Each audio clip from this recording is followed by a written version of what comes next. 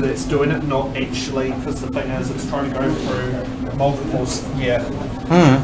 What are you running? Are you just running into a USB? Are you? No, you bring into the front jack. Oh, okay. Well, I've done that before. Should we try the rear jack? Yeah, try that. Sam, it's working. Oh, Sorry. I've just turned it on.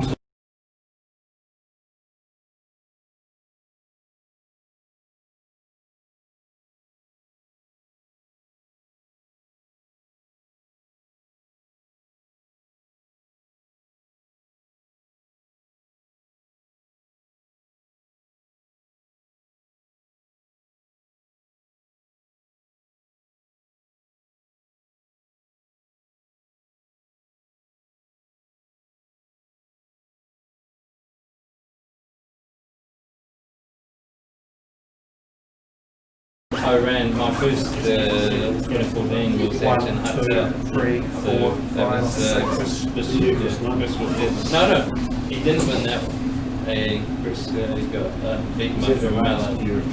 Yeah. So, no, he won. It's not great, but it's better than nothing. But I moved up to Winiata before 2017. So, I'm standing in Winiata, but the Hutt South candidate's not.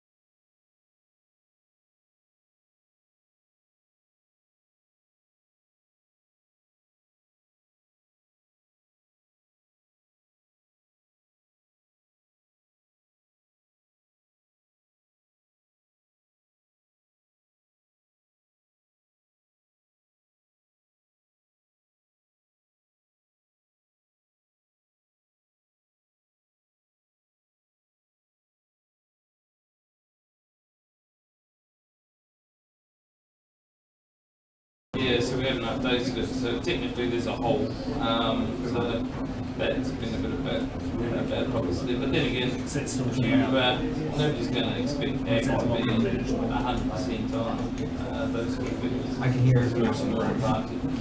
They'll hammer national numbers. They won't hammer around. So we'll see.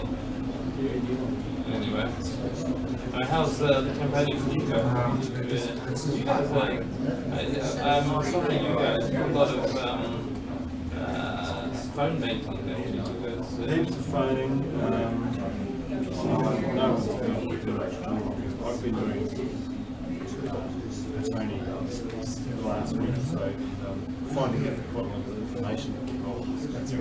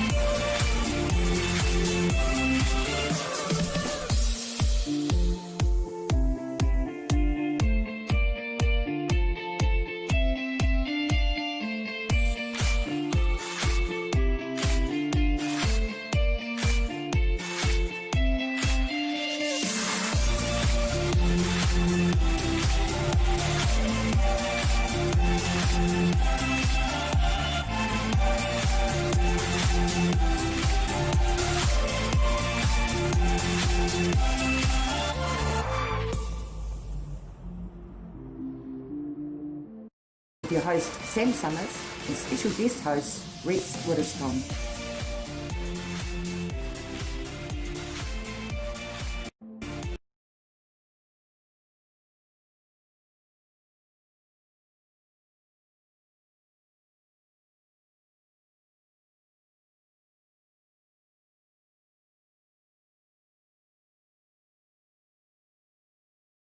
Not over staying next to Rex with the introduction, but if we can also cross over to Rex Widerstrom, who is going to be our local co-host over there. We need to flicks over the camera.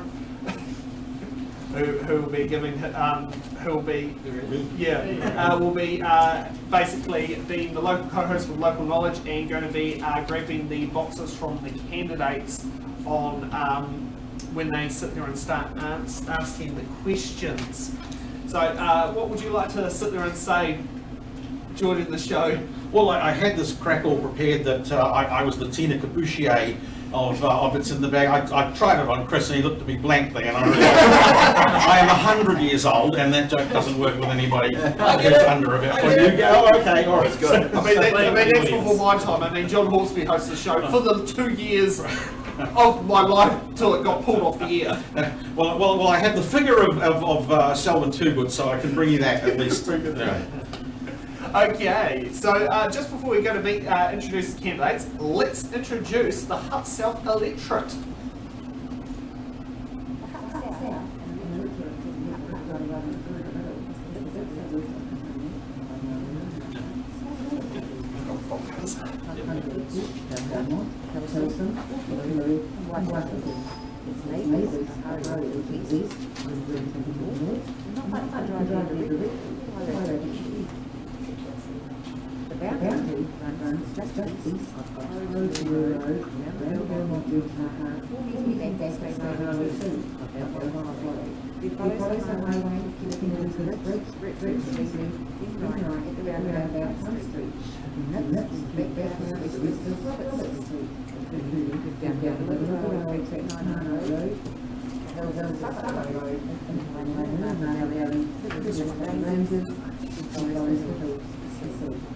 What's the significance of that now? It's home to be around about 41 and that's out alone. Island, petrol, diesel and F-gas needs. The two Pencarrow Head lighthouses, one of which being the first permanent lighthouse in New Zealand, also having Mary Bennett as New Zealand's first official female lighthouse keeper. Has two islands, Soms Island and Ward Island, the home of two regional parks, East Harbour and Belmont.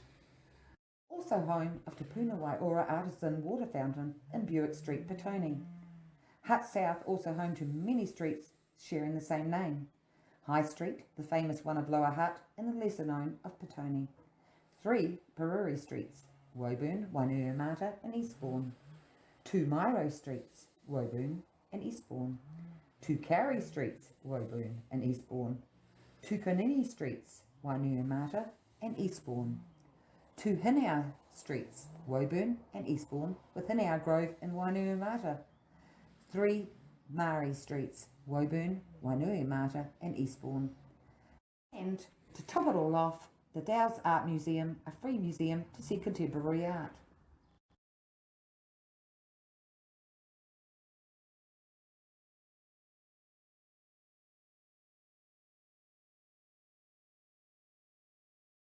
To the Hutt South Electorate and where the boundaries are. So we're just on the wrong side of the boundary of Winiata, since I do know, considering Nainai and what's called Stokes Valley, they are Lower Hutt City Council, but they are in the Winiata electorate because they're based on proportional representation, not on council boundaries. So we're going to sit there and start off with first with the candidates' introductions, and as picked in a random order by computer software, we're starting with Richard McIntosh. Alright, how long have we got, Sam? 2 minutes. Well, tēnā rā koutou katoa. Ko Richard McIntosh toko ingoa. Pākehā hau no te Taitokerau. Mohana mātou ko aku tamariki konei te whanganui atara. Thank you very much for hosting me, Sam, and for everybody, for my fellow candidates. Everybody's turned up tonight. Tēnā koutou. I'm the Green candidate in Hutt South, and it's been a pleasure so far to campaign in this long election campaign. Been out door knocking in Petone today, and pretty windy day here in Wellington. I don't know if you're all in Wellington in the audience. Super windy. The Green Party is campaigning for your party vote this year. Very, very important to vote to party vote Green if you want to push this government to actually do something to move further and faster on the issues of climate change, clean economy, and fairer communities. All right, that's enough from me. Tēnā rā koutou katoa. Okay, let's go on to number 2, Roger Earp. Is that how you say it? Yeah, that's correct. Earp. Okay, and on the camera there. Ka tangi te titi, ka tangi te kaka, ka tangi huki aho. Tihei mauri ora. Ko Roger Earp aho. Thank you very much, Sam, for welcoming us and hosting us this evening. I am the candidate for the new Conservative Party here in Hutt South, and it's a pleasure to be here. I think it's 13th gathering together.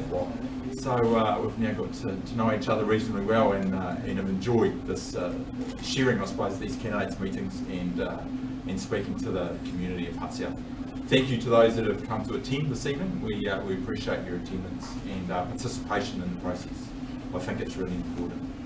A little bit about me. I'm married. I have 5 children. I live with my wife and a couple of our kids in Waterloo. I'm a soldier, served in the New Zealand Army for just over 30 years. Currently hold the rank of Lieutenant Colonel and have been on operational service 3 times. Once to East Timor and twice to Afghanistan.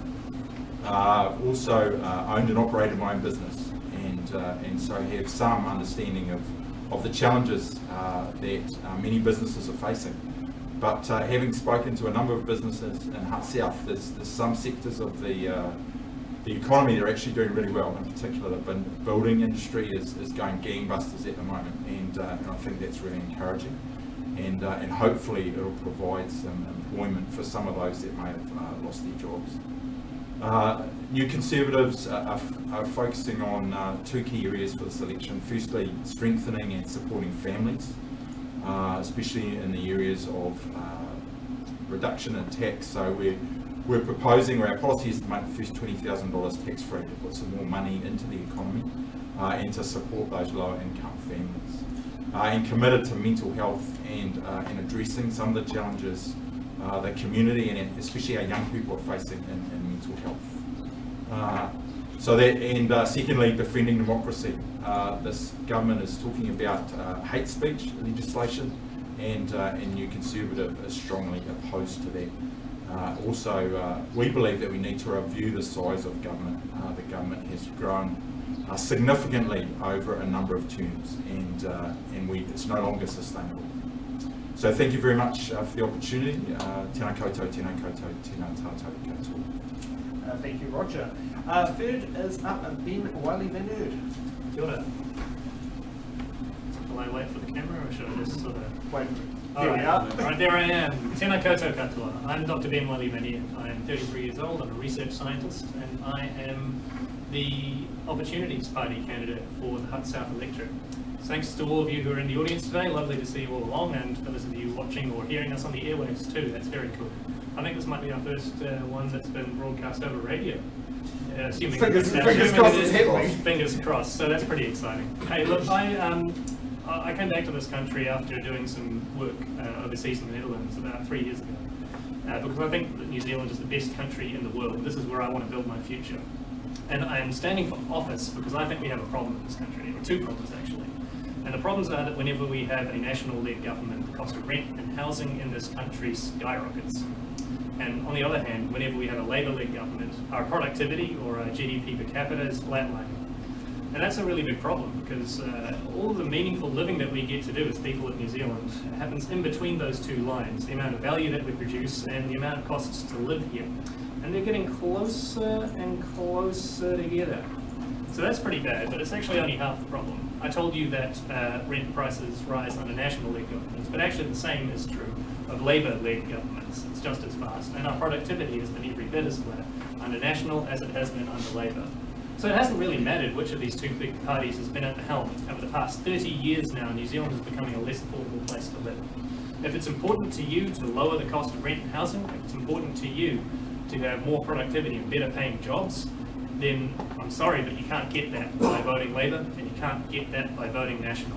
Meaningful change is only going to come from the outside. They both had their chance, and they both failed on it. And the Opportunities Party is the party of that change. We've got the plan to defeat the housing crisis. It's been backed by experts, and most importantly of all, we've got the guts to follow through on it. So I guess we're asking you, the electorate, to show a little bit of courage this election as well. Vote a little bit outside what you might normally have considered. Vote something different. So vote for the Opportunities Party and vote for me, Ben Wylie-van Eerd. Kia ora koutou. Thank you. Thank you, Ben. And now we've got next Chris Bishop. Now, before you go, you have the honourable title of being the first incumbent MP to appear it's in the ballot, and you have just stolen that title from Grae O'Connor. You kidding? Who was next looking to become have that title. Oh, when's the Ahari one? That one's on Sunday. Oh, Sunday. And the next two shows, Otaki and Wairarapa, have no incumbents. Yeah, but then you've got retirements, yeah. Yeah. Okay. Well, that's, I don't know if that's an honour or not. I suppose it is. Thanks Sam for organising it, and I know I was a bit of a late, not a late arrival, but a late starter for it. It's that time of year, eh? There's about 3 different things on tonight, but it's great to be here, and thank you to the audience for coming along. Thanks to Rex for the moderation that is about to ensue. Thanks to Sam, thanks to everyone. Yeah, so good to be here. I am the incumbent, yes. I'm the local MP, have been for the last 3 years, and it's a great privilege and honour to have that role. And my slogan is getting things done, and I enjoy working hard for the people of the Hutt and all the various diverse communities that we saw in the little intro track. I was not aware there were 41 roundabouts in Lower Hutt. Well, that's just the Hutt South electorate. Oh, that's just Hutt South? Okay. Yeah, if you go north of the boundary of Kenny Bridge, there's more. There'd be more. Okay, well there you go. I thought I knew a lot about the Hutt, but there you go. So I enjoy getting things done and working hard on issues like Nelling, like the airport flyer, and small things that make a difference to people on a day-to-day basis.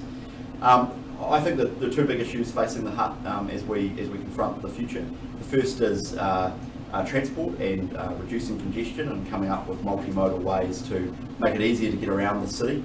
We've had a big population spike in the Hutt in the last 5-6 years, 10,000 extra people, frankly, that no one really foresaw. A lot of them are what I would call economic refugees, forced out of the Wellington housing market, and one of the things we need to work on as a region is sorting out our housing problems, and that's the second challenge that I think confronts us as a city, but also a region, which is making sure we both build up and densify, particularly around public transport corridors, but also build out and do new greenfields. And we've simply got to get on top of a housing challenge, as Dr. Wylie-van Eerd outlined, means that people of my generation and my age, I'm only 37 and below, are just increasingly locked out of the housing market, and of course all of the flow-on effects in terms of rents and the social housing wait list and real homelessness in the Hutt Valley for the first time in generations. So that's my commitment to you as if I have the privilege of being re-elected as the MP, is to keep working hard on those issues, transport and housing, and of course fighting hard for the Hutt, no matter who's in government, whether or not it's National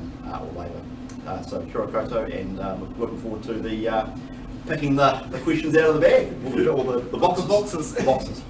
Okay, and next we've got Ginny Andersen, and thank you for making it with the flat tyre. Now, is the tyre on the front or the back? Back. that. And is it a front or rear wheel drive car? It's a front wheel drive. You've done the right move then. One of the things is if you put it on the front tyres, it can play around with your gearbox. Yeah, I didn't know that. Yeah, Dad's mechanic.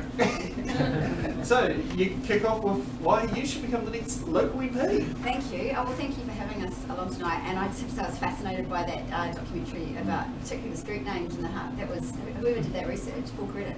That's a big job. That was you. Wow. I work for a delivery company and yeah, it's confusing, especially when the Miramar also has a lot of those street names as well. Yeah, that's fascinating. Yeah.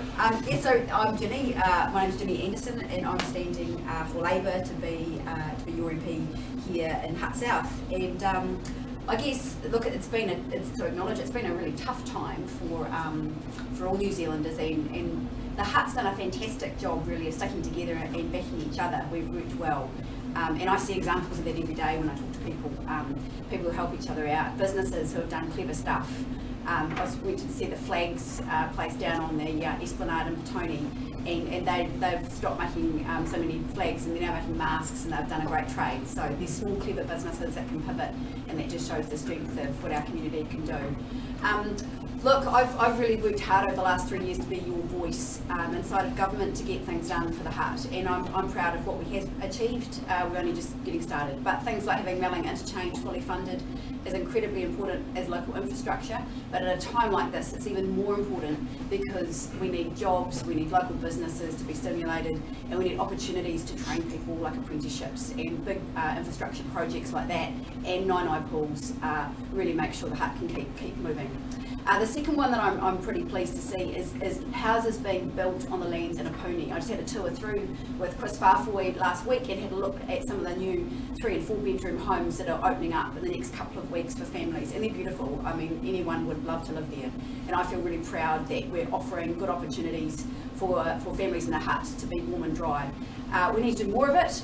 We've got about 260 underway, but we've got a plan in Labour for the next few years to have 18,000 new homes built over that time, and we need to keep doing that. The last one, because I'm probably running out of time, is health. Mental health is a big issue that I've always been very strong about. I'm proud in the Hutt that I've worked locally to do that, and also to see now a new mental health unit fully funded out at Hutt Hospital. On top of that, we know maternity services have been really under strain, and I've pushed that privately, pushed that in my own time, and really advocated to have better quality services. Still a long way to go to pay midwives, but good to see that we have a brand new maternity unit with a special care baby unit now fully funded at Hutt Hospital. Look, I think that it's been a tough time, but I think that we have really got more in the Hutt in the last 3 years than we've seen in well over a decade, and that's my ask to you as to why you should vote 2 ticks for Labour and for me this election. Thank you, Ginny. Okay, next up we've got Paris Winiata. Kia ora koutou, Paris Winiata is my name. I'm 34 years of age, and I'm currently employed by Fire and Emergency New Zealand as a career firefighter, and I'm based out of Avalon Fire Station. 3 amazing children, 9 years old, 4 years old, and 7 weeks old today. I also run a health and fitness consultancy company, and have been doing so for the last 15 or so years. I'm standing as a candidate for Vision New Zealand here in the Hutt South electorate because I believe it's time that the people have a voice for them. I believe that it's time that they see someone, that they can vote for someone that has a tried and true track record of community service, not paid but voluntary work, has turned a community and society around for the better, but also because I have a tried and true policy that has worked for the last 15 years, not just in my life, but many other men and families' lives throughout the nation of New Zealand. We have a strategy for Vision New Zealand, and that is when Hana Tamaki wins the Waiariki electorate, every party vote thereafter is going to count. So we're going to need the party vote to get as many candidates as we possibly can into Parliament so we can ensure that the changes that we need to make, the big changes, child poverty, prison numbers, immigration, all of the things that are bringing our nation down. And the sad thing is that we lead the world in a lot of these negative statistics. And we've had governments of past politicians have passed, all have tried and tried and tried. We haven't even stopped the bleeding, we've actually made things worse.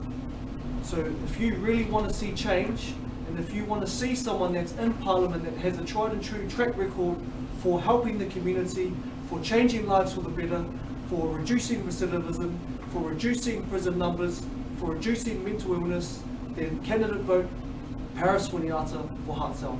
Kia ora tātou. Thank you, Paris. Okay, next up we've got Wilf Bearman-Reidel. That's correct. Okay. Kia ora everybody. I was born in the Hutt Hospital many years ago. I stand for the New Zealand Outdoors Party. Now the New Zealand Outdoors Party is an environmental party. What we do treasure in the environment are our game animals and a clean environment to harvest our food.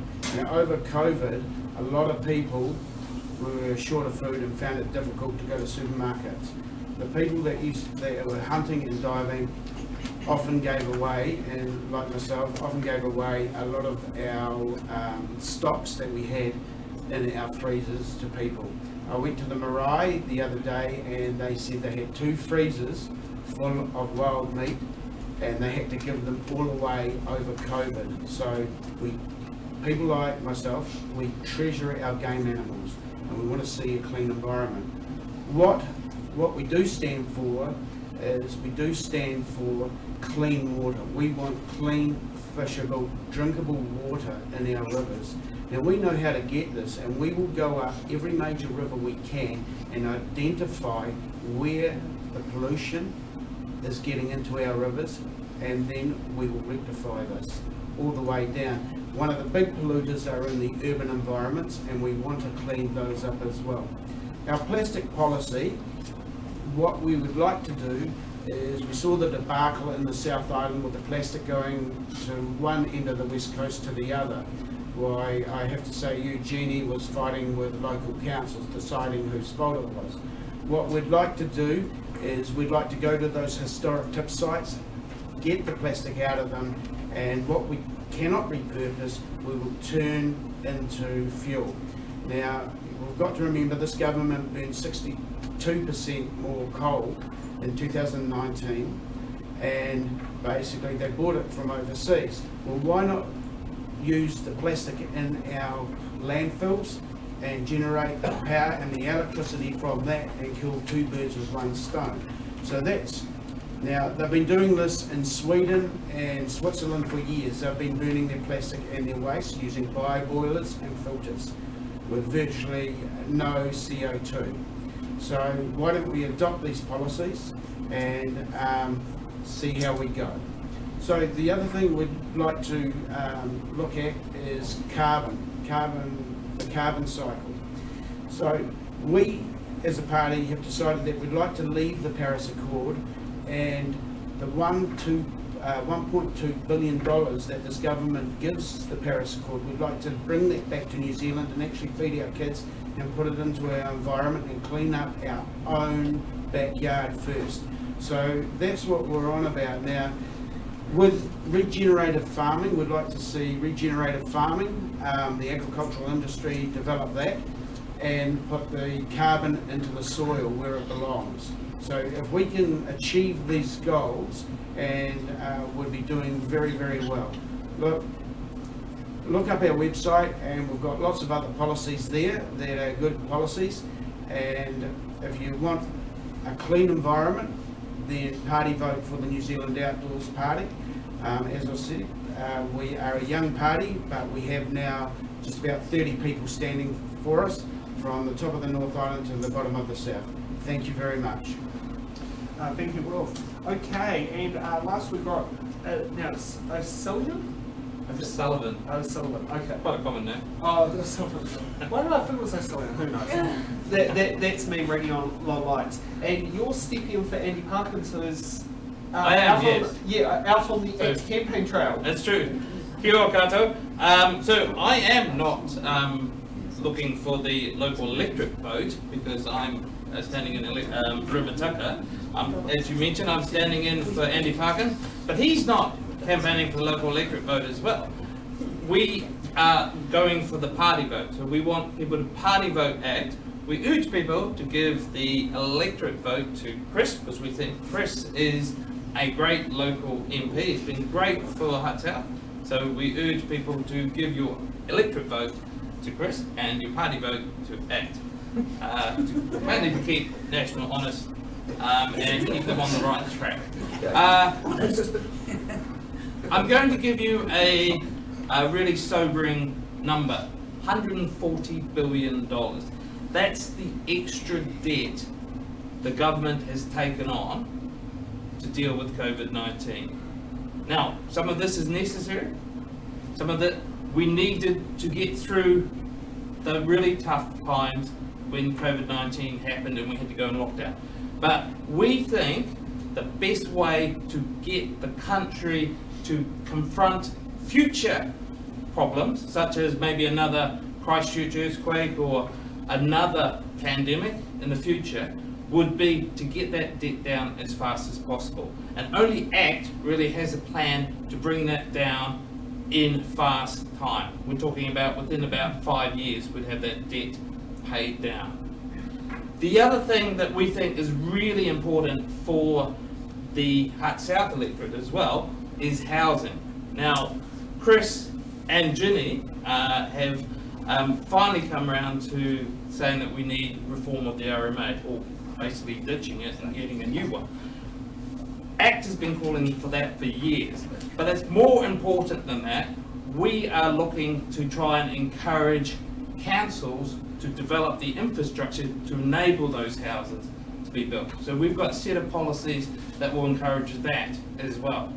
And the most important thing is to get the private sector to build those houses, but the private sector is the main driver of housing market in the country. The other thing that we really believe is important for us as a nation is mental health. We think that we've been through an awful lot of problems over the last few years, and we think it's important to reform our mental health sector. So ACT is a really good policy around taking the $2 billion worth of funding that we spend on mental health across the DHBs. We're going to create a single authority that will enable people to get the mental health services they need. That is why you should give your party vote for ACT this election. Thank you. Thank you. Okay, so now we are going to go to round one of its for the ballot boxes. So how the rules work here is basically each candidate gets to choose a box there. Then Rex will pick up the box and bring it over to the candidate, and they will pick out the lovely question and pass it over to me to read out. And the rules are basically they answer the question that's in the box. There are 4 booby questions in there. There are 2 dodge the questions, and there are 2 defend the question to another candidate. If a candidate gets one of those questions there, they would be able to keep that as a get out of jail free card, with the concept of not using it until the end of the show. Our audience members there will have bingo cards if they've all been distributed out, and as the numbers get called off, you circle it. For our audience members, there are 2 prizes. First prize is a $30 Motions MMK gift card from Motions. Now, for home delivery, just like to express that it is for home delivery, it is not for using at Lower Hutt Market, because they do have a stall at Lower Hutt Market. And the second prize is 200 grams of coffee, either plunger grinds or whole beans from Bean Here Limited, which is my own company. As you can probably see, I'm the company director, so what I say goes, and when you're a 100% shareholder, you can do what you want. Okay, and as we got here, first who gets to choose a box is Paris. What box number between 1 and 40 would you be keen on? Number 3, please, Rex. I'm backing in my this gown at the moment, and normally it gets higher. Here we go. I've got these things to cut, but also if you're not telling the truth, I will be back and one of your fingers will go. That's harsh. Yes, you've asked that to me. And this is where I start my second career as a professional letter opener. Considering the idea behind this is, I don't know what's in the envelopes, because my friend Michelle Willem down Lowell Bay has sat down there and get these all ready, and then they got randomly put in the boxes earlier. Okay, What is your policy on increasing the number of children walking or riding their bikes to school? So for Vision New Zealand, we don't have a set policy to encourage biking or riding to school. For me personally, I think the way that society is at this point in time, I would not be letting my children ride or bike to school on their own. Especially in my community, there's been a countless number of serious offences that have occurred with children playing at parks on their way to school, etc. But I, again, being a personal trainer by trade, I am a huge advocate for health and fitness, and we are a massive, we are hugely big on preventative. So obesity, we're one of the leading nations in the world for obesity. So again, I do think that an implementation for schools to encourage more physical activity. My daughter, their class does running laps around the field at morning tea time and prior to starting. So for me personally, I would like to see our policies implemented into health, which will allow parents to walk their children to and from school or bike to school, because our policies are family-friendly policies, and those are the best investments which are going to give us more time to help the next generation, which will eventually future-proof our nation. Okay. Next up, we've got Wilf. What number do you want to have? Number 5, thank you. 40. 1 to 40. Gives at least 3 rounds. Sir? That's right.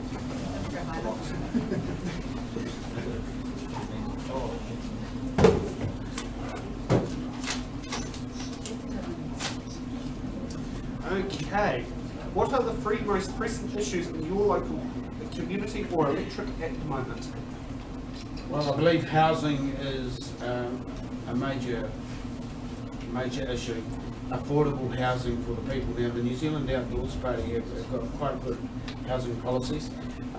What we believe in, the first thing we've got to do is get rid of the RMA, because that is a restrictive barrier, and start again. The second thing that we'd like to do is make land available to build these houses, because we've got to look at least 3,000 to 10,000 section subdivisions and be able to get the numbers up. So that's the second thing we'd like to do. But to make it more affordable for people to buy into these houses, what we'd like to do is basically for the government to give first home owners quite a big grant and a cheap loan to get into these houses. The second thing that we'd look at, we'd like people to be able to buy into these houses and to own their own home. And I think that's important, just to get them actually on the housing market themselves. And from there, as life progresses, they can trade up or remain there. It's not a problem. Now, we would like central government to pay for the infrastructure in these developments and be funded, and then they can start, and then people can actually buy these homes ready to go. What we look at also is prefabrication of these homes to try and actually get the numbers up. Now, with people that are leaving school, we'd like people from the colleges that are leaving school that are not going on further education. We would like them actually to be hands-on in the building industry. So let's get them going, you know, and that's where you learn. You actually learn on the job something, you know, practical. Things like apprenticeships. Well, yeah, but you can go straight onto a building site from school and start cranking. You know, that's how you learn. I am not a builder, but I have learned how to build my own houses, and I build my own homes. And I have learnt by going along and just getting practical experience and learning off the old people that do it. It's a real simple way to get everybody employed. So the other thing we'd like with the section costs, we'd actually start wrapping it up. Yeah, that's all right. we would actually, like the government, can lease the sections to these homes and take the section costs out of these homes. So people actually just afford to buy the home initially, and then basically once they've got equity in their home, start looking at paying off the section as well. So if you look at the New Zealand Outdoors Party policies, we've got a good housing policy to check it out and have a look. Well, lucky you didn't cover all three that he was asked to. Can I just, I know other candidates are going to be yearning to answer questions they didn't get, so I'm going to cheat a little bit. Show of hands, just whose parties want to change the RMA in some way, aren't happy with it? Everybody, right, okay. Okay. Roger, you're up next. 28 please, Rex, thank you.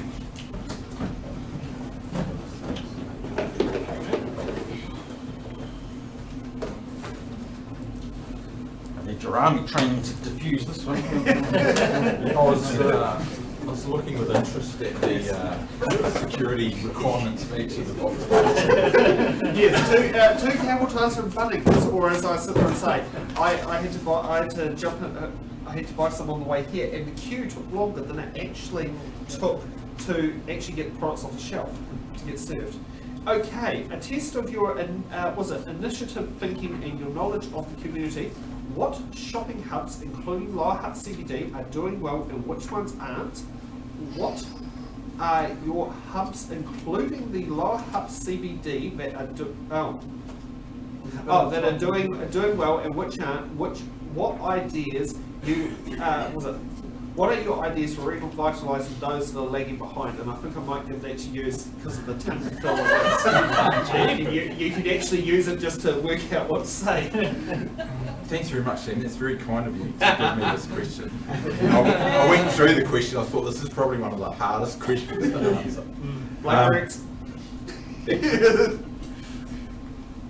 To be honest, I don't have an intimate knowledge of how the various shopping hubs are performing. My observation is that Wainui needs stimulus in particular, and it's great to see that there's some development occurring over there at the moment.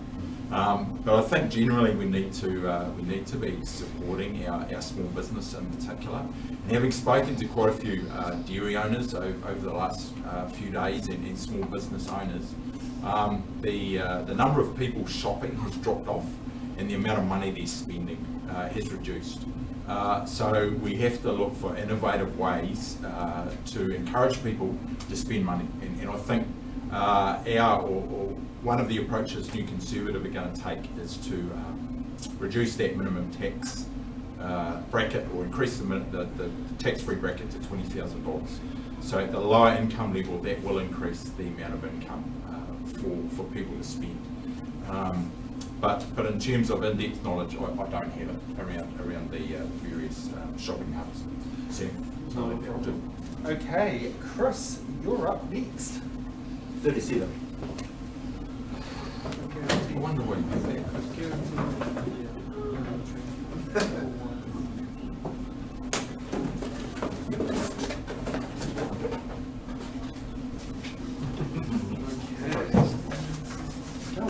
Can't we have some music when Rex comes over? Then I'll have to sachet, and I'm really not good on sachet. What are the three most pressing issues for New Zealand at the moment?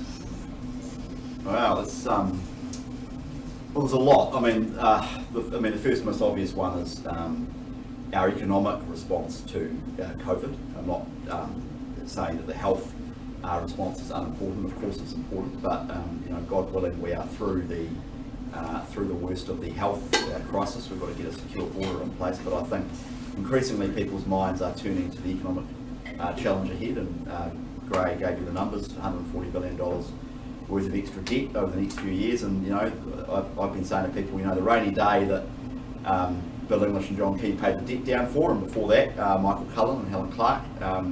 You save up for a rainy day. Well, the rainy day is here, and we do have to spend our way through it in the short term. But we also need a plan to get our debt under control in the medium and long term. And so that's the first one. And the second one I would say is housing, which a number of candidates have already canvassed tonight.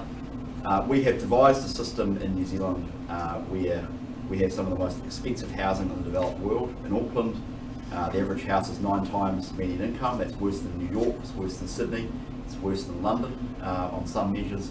It's not much far off in Wellington. Interestingly, the housing market that's performed best probably over the last 10 years is Christchurch. And what we did in Christchurch after the earthquakes was, it was controversial at the time, but not so much anymore. Jerry Brownlee sat down with a map of Christchurch, literally got out a market pen and said, well, we're going to develop here, here, here, and here. And the RMA basically won't apply. Developers go nuts. And for quite a long time, between 2013 and 2017 in Christchurch, house prices were flat, which just proves the point that it's all about supply, and also that the RMA is a major constraint, and there's now political consensus on smashing the RMA, but we need to do much more than that, which I don't have time to cover. And the third one I would say would be transport, would be congestion, making sure it's easier to get around our cities. In Auckland, that is increasingly not motorways, that is completing the Auckland Rapid Transit Network, making sure that we have rapid bus in Auckland, expand the railway network, bus priority measures, and the ferry system in Auckland. And in Wellington, we do need to build some new motorways in Wellington, Tony to Granada, but also the second Mount Victoria Tunnel, but also build on rapid transit, make sure our rail network develops as well. And congestion is something that costs, the Auckland economy, give or take $1.5 billion per year. It's less than that in Wellington because of the population, but it's just as bad. And it's the time and money that we spend sitting in traffic, so we've got to get on top of that. So those are 3. There's heaps more, but not a bad 3 to start with. Okay, Richard. Number 40. Thanks, Rex. Right to the end. Sorry, Tim. I'll try and twirl.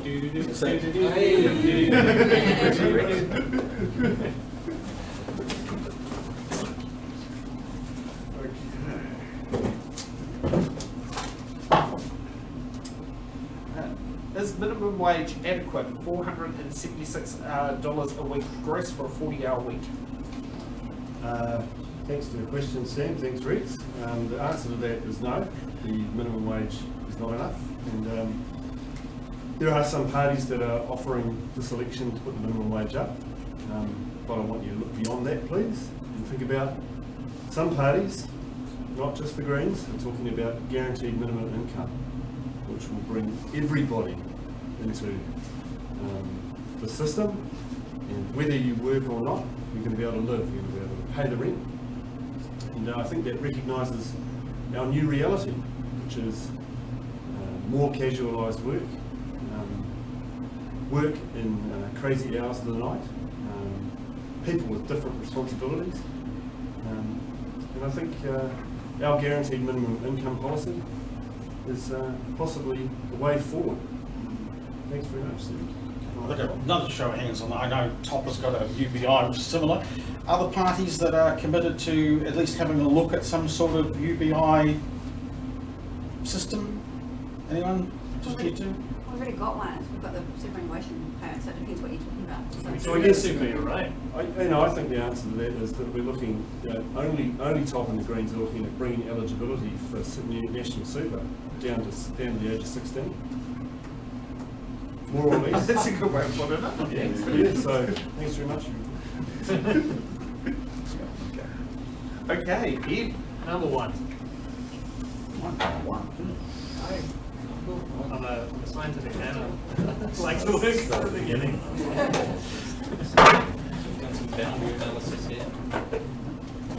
Thank you very much.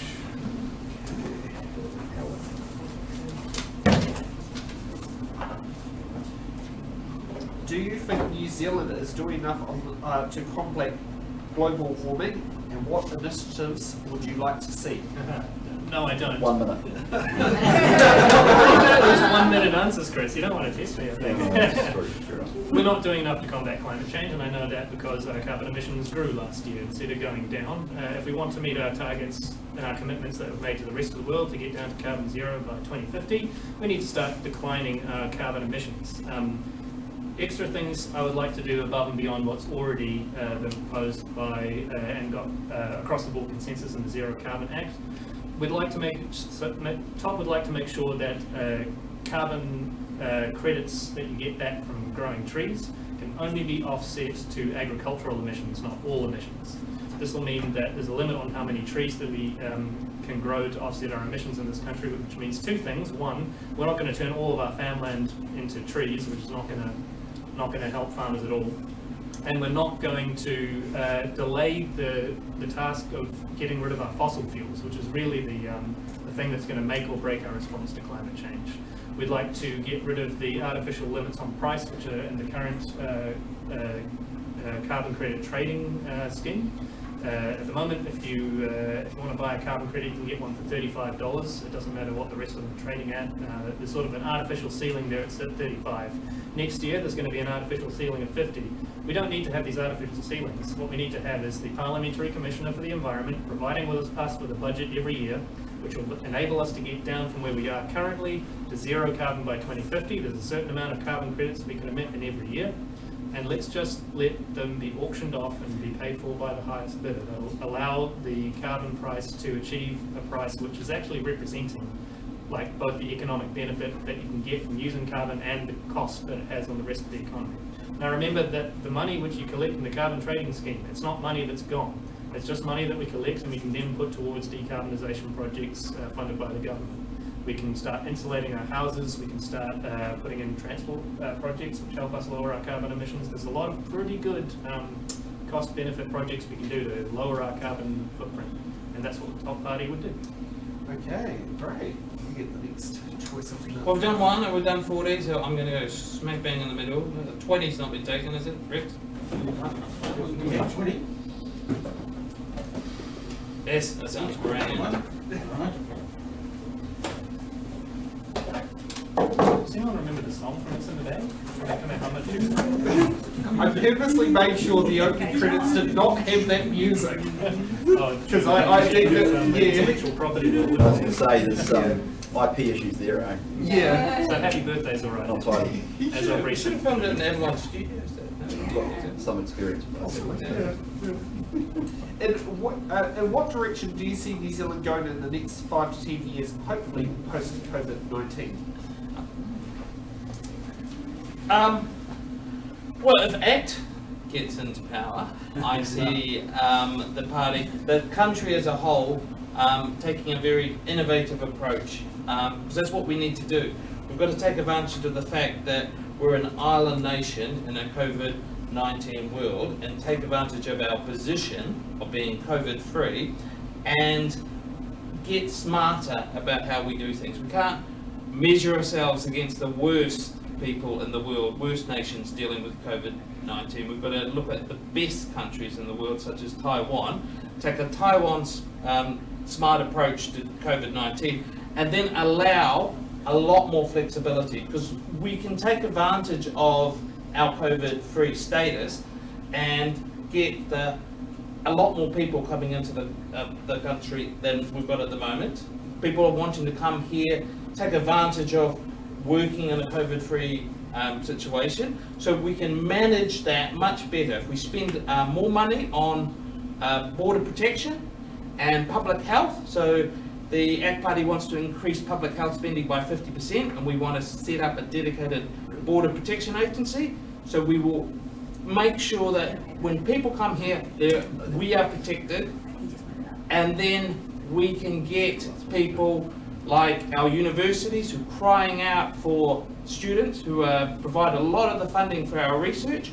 We can get international students back into the country, and we can get a lot of people coming in, high-skilled people, to help drive economic development. So that's what I would see if ACT was in power for the next 5 years. 5 more innovative solutions to the problem. Okay, and Ginny, you got lucky last for this I'll go round. number 9.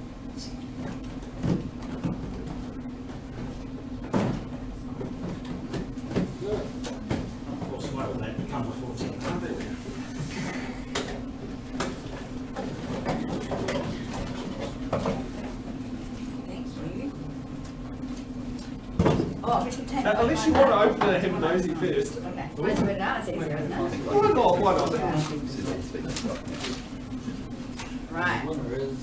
Doesn't look like a baby question. Nino Pool is stated to cost over 50 million. And Labour has said they'll pitch in I'm not making this up, by the way. No, I know you're not making that up. True. And they said they'll pitch in 27 million. Is this a wise use of a limited pool, no pun intended, limited pool of money, with so many other projects needing funding? Well, do you want to? No, I'm just going to put it down. Oh, okay. Thank you. My helpful assistant, thank you. Look, yes, Nonai is a huge asset. We've got that half funded, and that was part of the shovel-ready projects that were announced over the last sort of 8 or 9 months.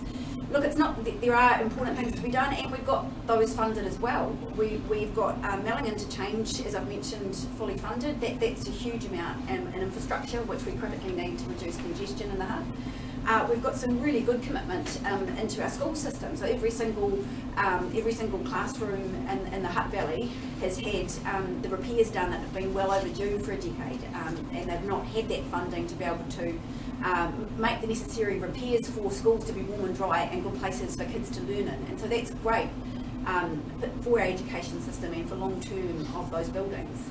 Health has been really, really, at breaking point at some times in the past. Mental health, we've had the most significant investment that New Zealand's ever seen. We had the last budget put in millions and millions of dollars to get people trained up in the front line. That's still happening, and to make every GP have access to people to have mental health support should they need it.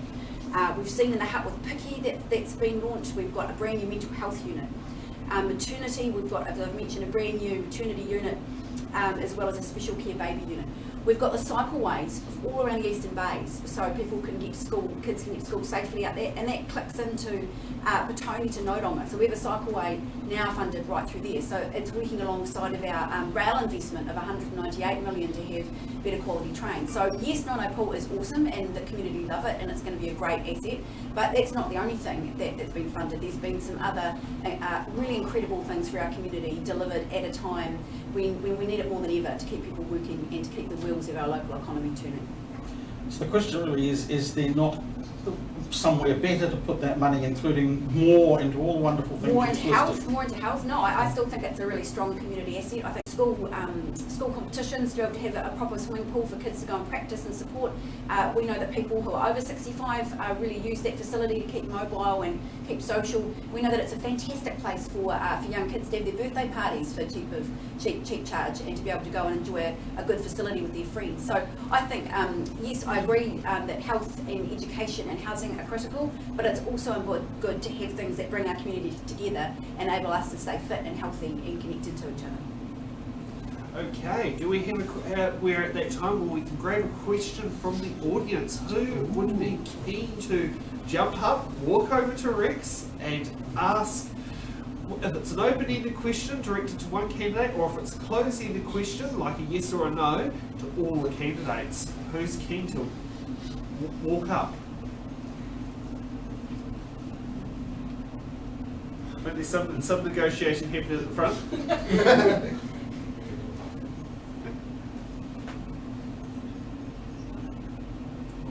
Maybe Rex could ask one himself. Yeah, why not? I put all mine in the boxes. And I don't know whether they're going to come out yet or not. Oh, yeah, we don't know yet. No. No. Let's do another box. Let's do another box. Okay, we'll go over to round 3. Ginny! Oh, great. Oh, you're on top of the list this time round. Okay. 33.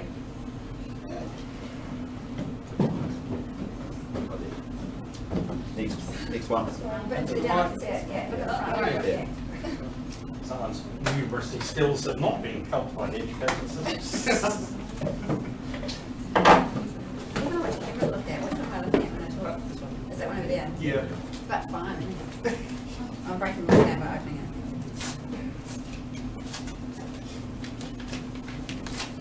Can I just make one up?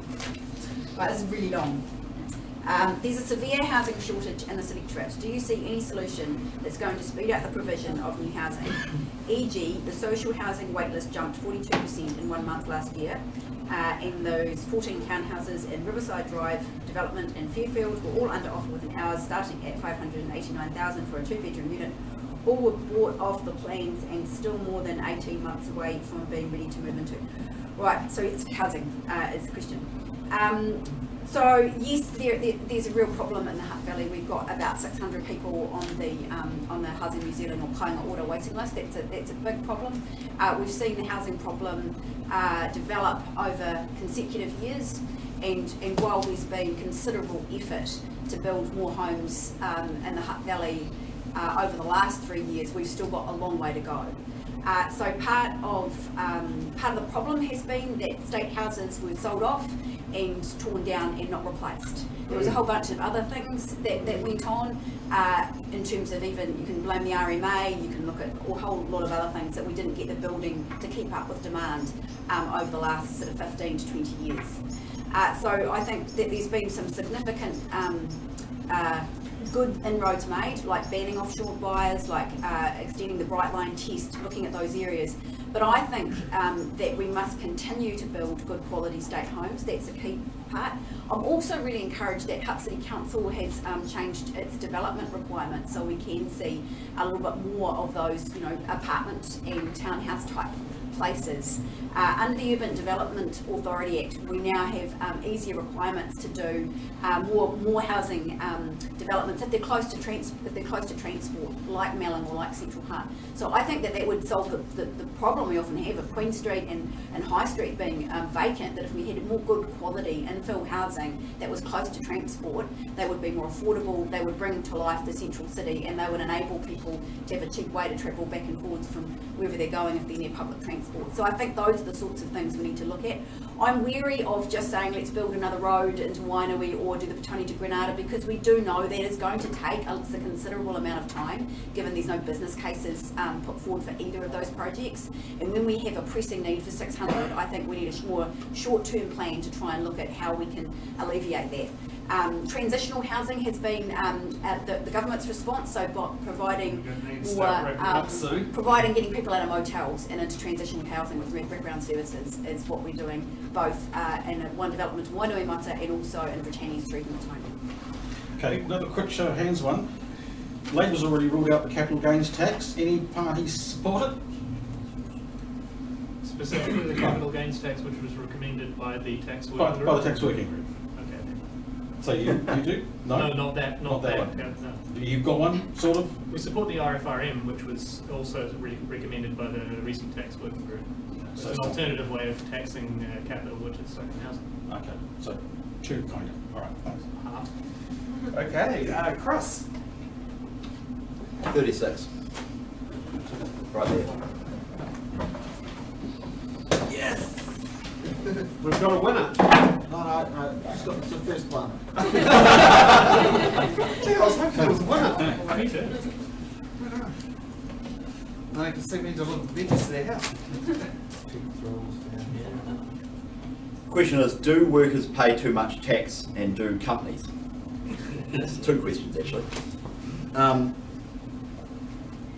mean, yes, I think workers do pay too much tax, and National's got a policy of targeted short-term tax cuts for the next 16 months. We think it's a useful economic stimulus to get us through the next challenging couple of years, and we think it will put more money into the economy at a time when money is being taken out of the economy from the lack of tourism and international students and things like that. So get people spending, going back into retail, hospitality, domestic tourism. We think that's a good measure. In the long term, we've got a policy at National of ending what we call fiscal drag, which is basically as you get a pay rise and your income goes up, you get pushed into higher tax brackets. And governments, frankly, governments love it. Michael Cullen used to talk about it as the finance minister's best friend, because through basically no fault of your own, you end up paying more and more tax, and the government takes the revenue. But in real terms, of course, your wages are diminishing, or at least not going up at the rate they should. So we want to eliminate fiscal drag, so tie tax rates to the inflation rate. Do companies? By international standards, our company tax rate is high. 28 cents in the dollar is a high rate. And if we just need to look at Australia, which is progressively lowering it over quite a long period of time, to be fair, but is progressively lowering it. This is not party policy, but I would like to think that in the medium to long term we can get our company tax rate lower so we're internationally competitive. It is a driver, it's not the only driver. I'm not saying it's the be all and end all, but it is a driver of where capital locates itself. And I would like to see more international companies locating in New Zealand, because companies that locate themselves here invest in our economy, employ New Zealand workers. It's good for New Zealand. I think, you know, in time we are going to have to look at our company tax rate, and that will be the case if it's the national government or a Labour government, because our international competitiveness when it comes to company tax is diminishing. Okay, Paris, you're next. Number 23, please, Rex.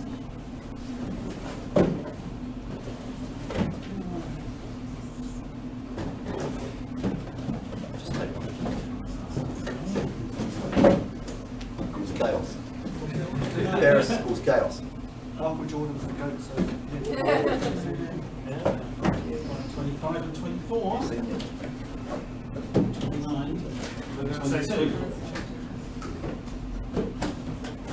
Just take one, Rex. All right. I'll go one down. It's 22. So, for those at home, it's now number 22. Trying to hand you a hard one. All right.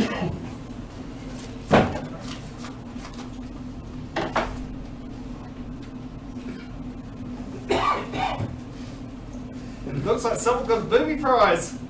Dodge the question. Hey. Clever. Hold on to that. So, what number are you now going to try and get? 23? Anyone, Rex, just whatever's... You're trying to find where the mystery 23 is. Loosen All up. right, We'll go with 21. 21. Oh, the age of voting at one point in time in New Zealand. Yeah, I think my grandma actually voted. First time voting was 21 for her. Also, the year she got married was quite an eventful year for women's suffrage. Yeah. What is your mass transit policy for Winiata? You're looking at it. No, there's no policy for What about on the personal one, such as would you light rail, rapid bus transit, heavy rail, sky rail, cable car, Gondola. Monorail. To be honest, I do think that, you know, we should be looking to invest first and foremost in the major issues, poverty, housing. I think we need to be. Well, transport costs do contribute to poverty, because I mean there's If you don't have a car or a house to live in. Exactly, you know, and also there's only 2 bus routes over the hill to Wainui. Me too. Oh. There used to be a few more that used to go to the CBD of Wellington, but they went.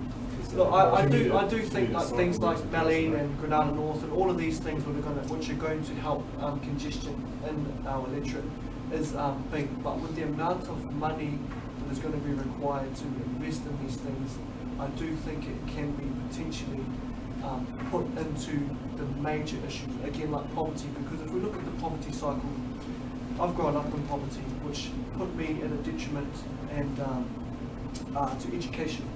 And then from education, when I'm trying to find a job, it puts me at another disadvantage. And because you're disadvantaged trying to find a job, you fail to break the cycle of poverty. If you fail to break the cycle of poverty, my children will grow up in poverty. Because my children grow up in poverty, you know, we lack the necessities of life. So therefore, we go to things like crime. And because I'm going to commit a crime, I'm then going to be incarcerated, which then also takes money from taxpayers. And if we can alleviate all of these issues, you know, when people go to prisoners are 11 times more likely to commit suicide. And 50.2% of prisoners are Māori. 40% of homelessness are made up of Māori. Māori are 2.5 times less likely to go and pick up medication because they can't afford it. So all of these things, again, like, I'm not saying they shouldn't be done. They should most definitely be done, but in due season and in due time. If we can fix the poverty issue, we're going to fix our housing issue. We're going to reduce our mental health numbers. We're going to alleviate costs for mental health. We're going to reduce prison numbers, which is going to put more money into our economy. $800 million a year to house 10,000 prisoners. $360 million a year to house 40% of those prisoners which are on remand, which we could easily put at home on a bracelet. If we can lock down 4 million people, we can lock down 4,000 prisoners at home. And that's gonna save us $360 million. Okay. Good segue from mass transit. Well, it's not Roger who's next on this list, considering it did feel like it was going down the chain, but it's actually Wilf. Number 11. Are we there?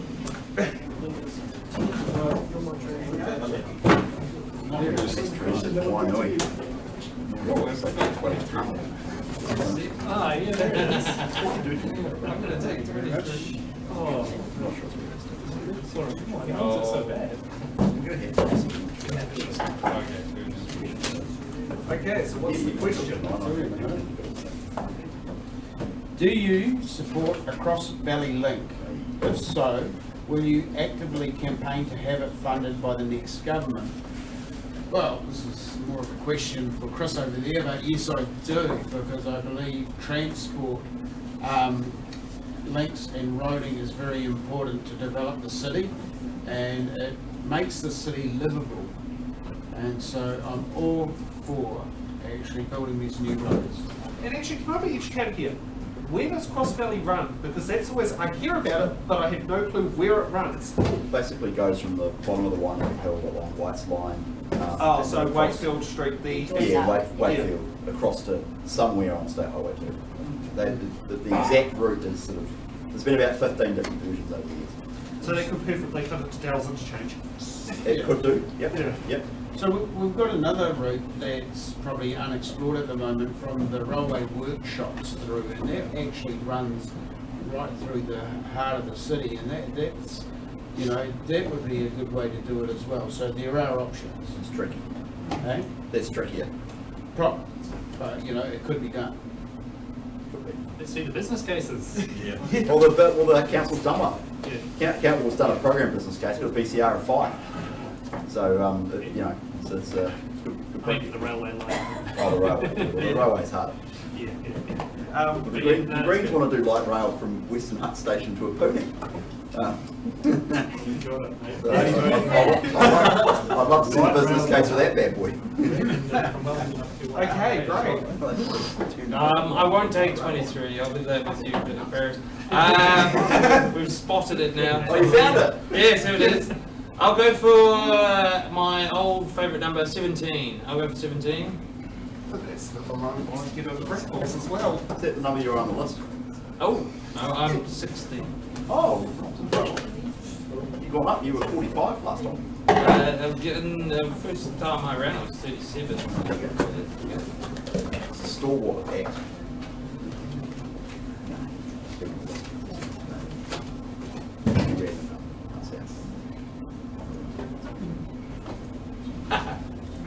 Tell us something fascinating about yourself that may surprise people. For example, I can stand on my head, I make great... Do you know, when I get asked this sort of question when I was at work, I used to say, I ran for Parliament, but I can't.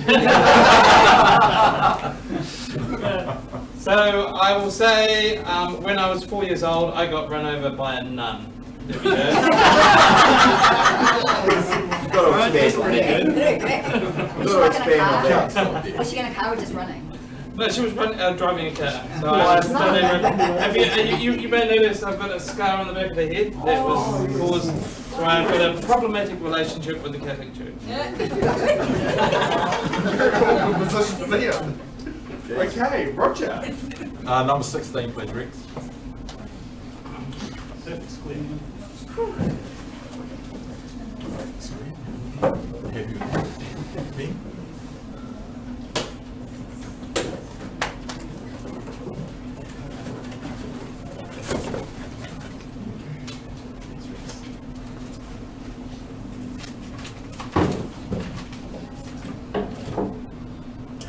3 strikes law, keep it or ditch it.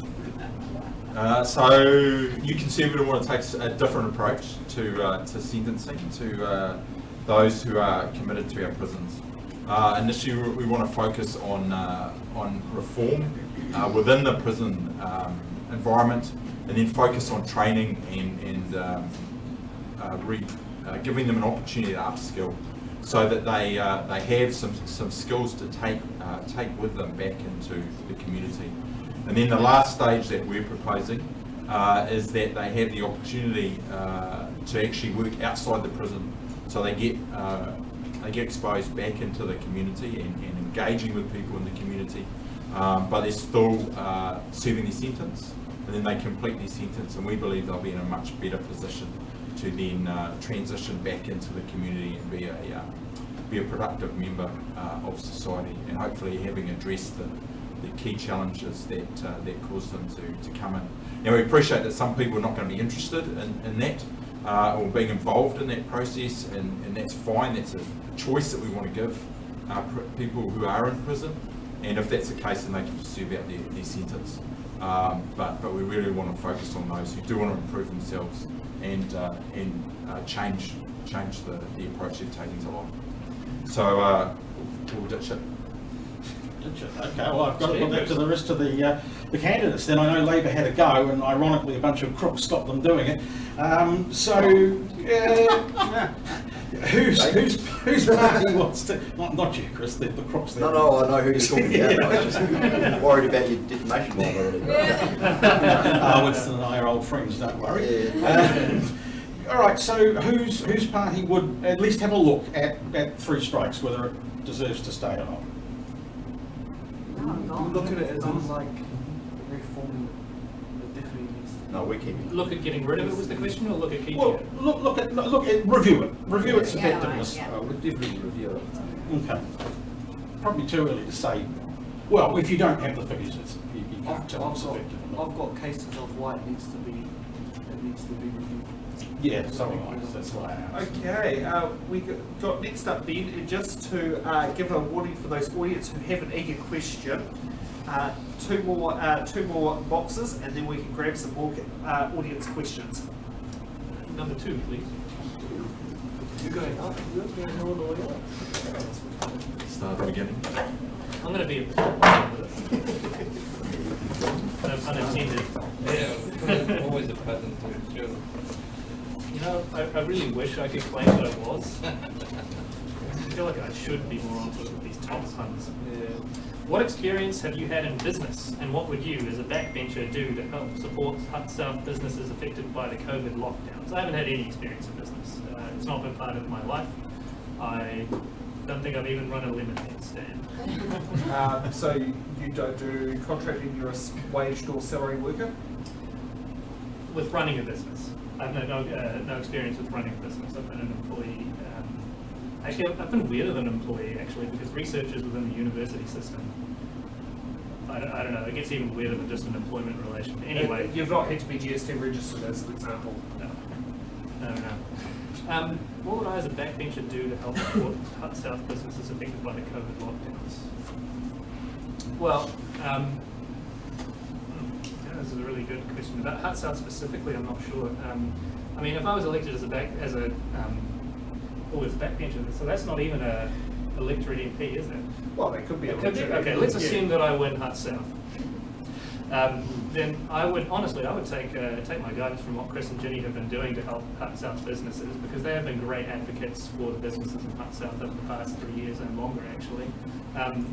They have been there, they've talked to the business, they've found solutions for them, not always through like changing legislation, but sometimes just helping them access what government services are already available. And I would take that as an absolute goalpost to set for myself to be doing those kinds of things. In terms of policy, TOP would be introducing a universal basic income, which is great for business owners, because every business owner, I'm sure, knows that there are times when you can't afford to pay yourself. But then the UBI would still be paying you through those times. So it would help sort of smooth out those periods of high and low income. We'd also be looking to get rid of it's not called interim tax, what is it called? Provisional tax. So you don't pay tax on money you haven't earned as a business, because I know that's a big problem for particularly some smaller businesses as well. Typically cash flow stress as well. Well, yeah, that's the thing, yeah. Richard. Right, number 4, please.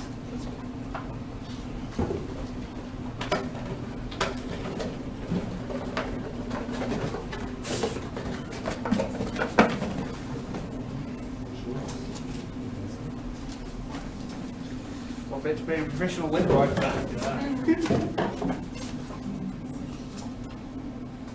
Do you think New Zealand has coped well with the COVID-19 pandemic? What could have been done better? What lessons have we learned? You might want to hold on to that to help prevent the three parts of the questions. So yeah, to everybody there, COVID-19, back in March, remember the fear of the disease coming to New Zealand and in the first cases. So I was right behind the decision to lock us down, and I think that was really well done, and I was proud of our effort.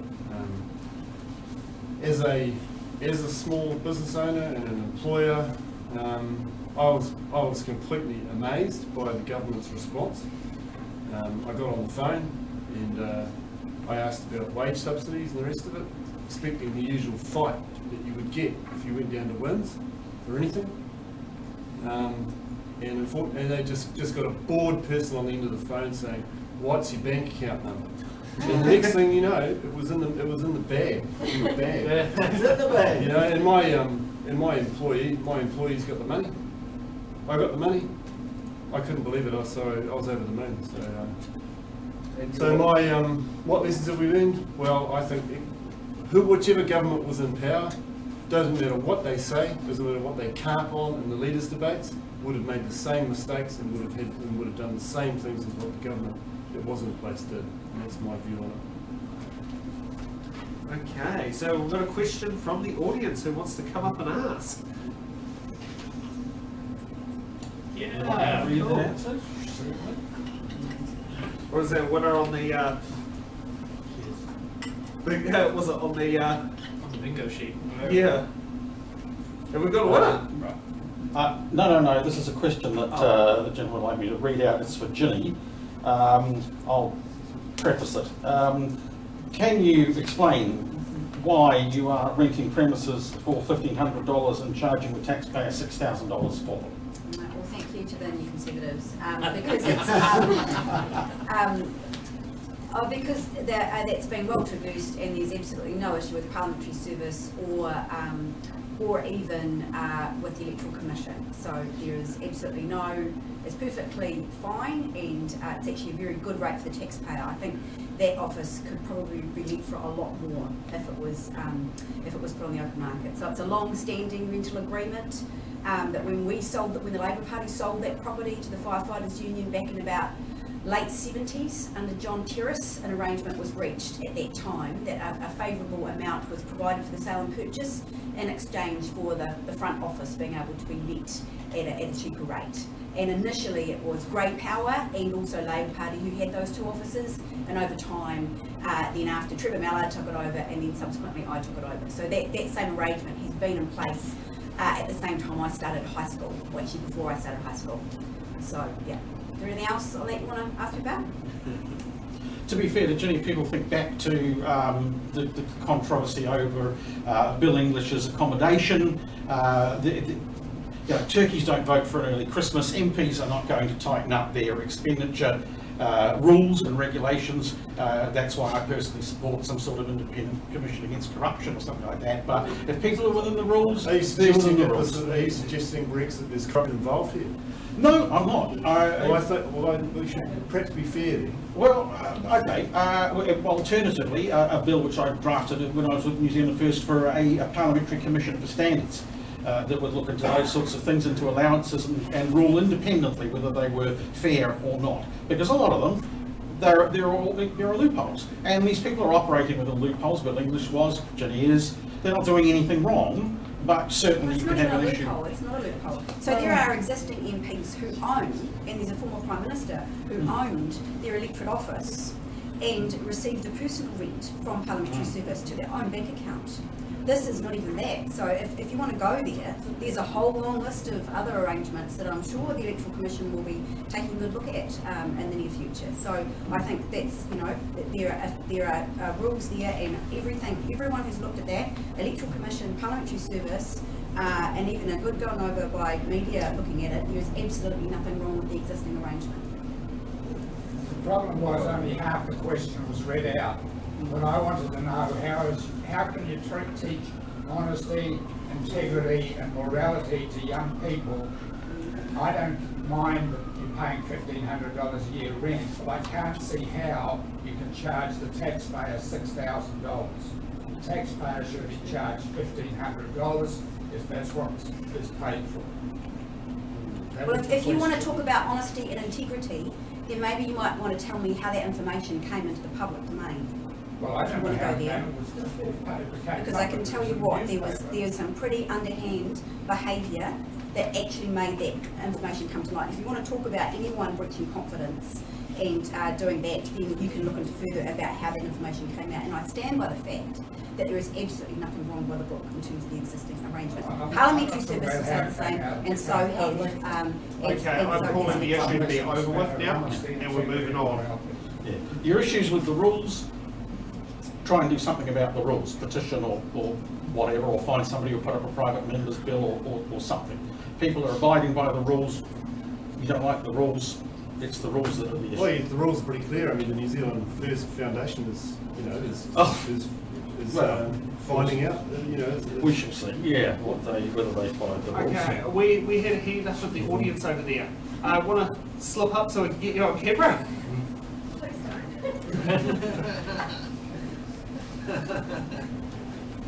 Okay, I wrote it down so I don't go on. But it's basically to everyone here,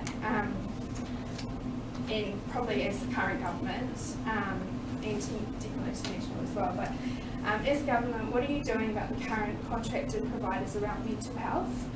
So as a future social worker, this is something that's really important to me.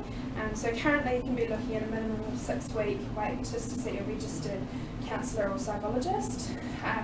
We've got a shocking suicide rate. So I hear all the conversations about carbon monoxide and roads, and yes, absolutely, I understand that, but this is a critical issue right now. We've got so being as a young mother, I just wanted to know about what the government is doing about families struggling with poverty, drug, alcohol abuse, domestic violence. So we can talk about the education system and schools, which is great, but meanwhile little Timmy is still going home to see his mother high on crack and dad punching walls, and this is happening right now, probably as we speak. So the other thing is if I feel like topping myself tonight, which I'm not going to, rest assured, currently my options are sending a text, calling the crisis line, but that would mean if I call the crisis line, I need to have a gun ready to go, which needs to be loaded because I have to have a plan in place for them to come out and see me, or I need to call the police. The police's time I see is already valuable enough. So I want to know about what are you as a government doing about, because it's great we introduce all these policies, but at a grassroots level, we're leaving it up to the likes of OT. Our contracted providers are just, it's a numbers game. We're not looking at real people, hearts. I want to know what is the government doing, because that's going to help me choose who I actually vote for as a young person. So I'd like to think I'm still young. But yeah, so. Okay, so can we get quick answers, Ginny? Yeah, it's a really good question, and I can just acknowledge that. Can I just acknowledge? I can see that you're really passionate about it, and it is. It's one of those issues that goes right to your heart. So thank you for asking that tonight. So yes, you're right. We've had a chronic underfunding of mental health for such a long time, and I remember last election campaign that as soon as you said those words, the whole room would just kind of nod, because everybody had someone who was trying to get some help. So the main problem is frontline staff, and so we've acknowledged that it's going to take up to 5 years to get in place those frontline practitioners to deliver the services that have now been funded. So I was trying to look up the number, but The last budget, the wellbeing budget, was the most significant investment in mental health that New Zealand has ever seen. And a big part of that program is early intervention. So what we've got now in the Hutt in 2 of our GP areas, but we want to see that right across the country, is that when you visit your GP, so if you're on a community services card, that's $12, depending on where you're at, you should be able to walk in the door and see your GP, and in that same office there'll be someone with the appropriate training to give you support and advice around mental health. So you don't have to queue up and get special help right to the point where you're nearly at breaking point. So early intervention is critically important. I think also, start wrapping up. Alongside of that, we do have really good stuff with Picky, and so if you're aged 18 to 23 or 24, there is far more help available now in the Hutt Valley for that critical age group that we know we need more support. We've also funded every single school, now also just announced primary and intermediate, as well as high school, to have a specialist on site in school for young people to have free access to mental health support should they require it, someone they can develop a relationship with. So yes, it is a significant problem, it is causing us real pain, but it's going to take a few years to get those people in the front line to deliver the services that we have funded. Okay, we're moving on to Chris. So the investment Ginny's talking about was 1.9 bill over 4 years in the last budgets. The problem is just 7% of that money is actually rolled out the door. So, you know, it's less than 10%, and the GP consultations is great. The aim is everyone, 4% offer across the whole country, just 4%. So, and Ginny's right, it's going to take time to roll those things out, but it is very slow, and I think the investment is needed, but what I hear from the, when I talk to people who work in this area, is that, you know, the announcements are great, the money's good, but it gets tied up in the bureaucracy and gets tied up in kind of middle management, and the money just kind of seems to go in and nothing ever seems to make it to the front line. So our approach, because there's a lot to your question, I acknowledge your passion, maybe we can talk more about it after this, but our approach very quickly is to make sure resources are directed at the front line, and that money does flow to where it's needed most. And we've got a full mental health policy. We intend to appoint New Zealand's first Minister of Mental Health ever. At the moment, mental health is dealt with, you know, through the Health Ministry and Health Minister. Our spokesperson, who wants to be the Minister, has spent 20 years working as a mental health practitioner and expert. He wants to be New Zealand's first Minister of Mental Health, and his approach is, for too long, and this is across different governments, we've regarded mental health as basically, you know, a subsidiary that we don't think is important. It should be as equivalent and important as physical health. Okay, Paris. Yeah, great question. I think if we go back to what I was talking about earlier, if we actually strip away all of the words, mental health, this illness, and we look at why are you suffering what you're suffering? And 9 times out of 10, it's because they'll come from, one, a broken home, they've been traumatized by the environment that they're in. Drug and alcohol abuse and substance abuse will be running rampant through that family. And then you've got poverty, which is another thing. Again, you spoke about autonomy. So 1 in 4 children, I don't know if everybody knows, but 1 in 4 Māori children are actually in state care. So that's a quarter of Māori children that are born into this world are taken into state care. Again, all of these problems, they're intertwined. And if we can get to the root cause, which is empowering the families, transport, infrastructure, finances, business, all of these things will start to flourish if we can fix the cornerstone of society. Family. Family is most important in this world. And if we can fix the root causes of why people are going through that, especially for our Māori people, if we look at the traumatization that they've faced all through their life, and everything has been passed down, because children will learn what they see, not what they're told. It's by default that things are passed down. I picked up my dad's addictions, my dad's things, and he wasn't even present in my life. I think one of the key major issues to wrap up, Sam, is fatherlessness. Fatherlessness is a huge epidemic that we're facing in New Zealand. And if you look at all of the prisoners, majority of them come from a broken home where their father is absent. They don't have a dad to teach them, train them how to love their wife, how to love themselves, because Richard said it a couple of weeks ago, you know, love your neighbour, but you can only love your neighbour as much as you love yourself. And we wonder why we have these mental health issues, because people don't know how to love themselves in a way that's going to be beneficial to them. So that's it. Okay, well done. Just very briefly, we've got a comprehensive mental health policy or range of policies as well.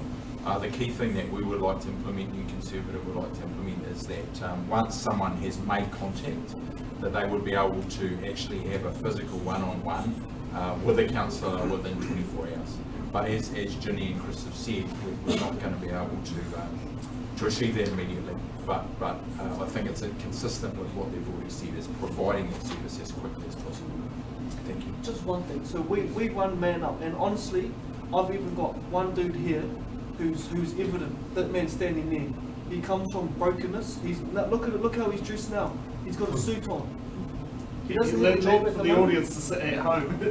This is just one of the many men that we, and Roger, when you're talking about 24 hours, I'll get a phone call from someone that has come through my Facebook page that wants to commit suicide, who lives not even in my region. I'll jump on the phone and ring one of the Man Up boys in that region, and they're on their door within half an hour.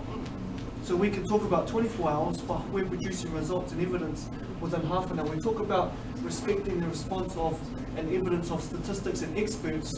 I don't have to have a degree to be able to tell someone, I love you, brother, I'm here to support you, stand with you side by side. So us as a community, we need to take that on board and work together. You don't have to have a degree or some sort of psychology degree or mental health degree to be able to look to someone and let them know that you're there for them. So within half an hour, I can have someone on your doorstep, at the bottom of the south to the top of the north.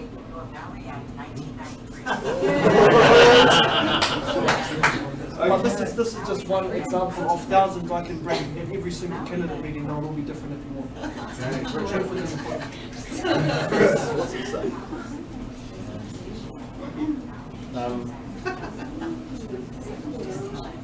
So yeah, New Zealand, Hutt South, vote yes to legalise cannabis. Why?